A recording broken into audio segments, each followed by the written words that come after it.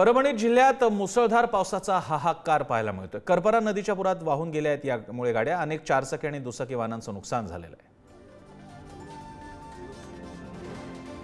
वाहून गेलेल्या या गाड्या कुठे गाळात रुतलेल्याचं पाहायला मिळतंय।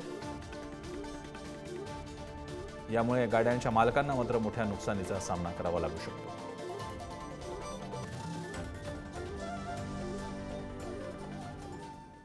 परभणी जिल्ह्यामध्ये मागील 35 तासापेक्षा अधिक काळापासून धुवाधार पाऊस सुरू आहे, त्यामुळे गोदावरी नदी दुथडी भरून वाहत आहे। अशातच गंगाखेड धारखेड रोडवर असलेल्या पुलाला गोदावरी नदीचे पाणी घासू लागले, त्यामुळे खबरदारी म्हणून या पुलावरील वाहतूक बंद होण्याची शक्यता आहे। पूल बंद झाला तर 35 गावांचा संपर्क तुटण्याची भीती निर्माण झाली आहे। यासोबतच गंगाखेड इथल्या स्मशानभूमी देखील पाण्याखाली गेली।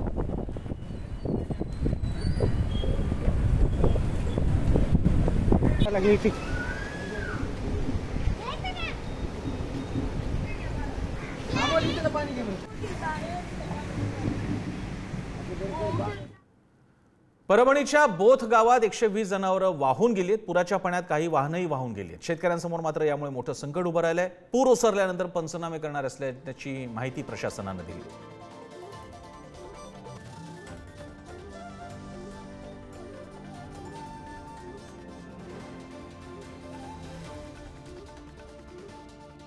वाहनं असतील किंवा गुरं असतील यांचं नुकसान मात्र या निमित्तानं पाहायला मिळतं।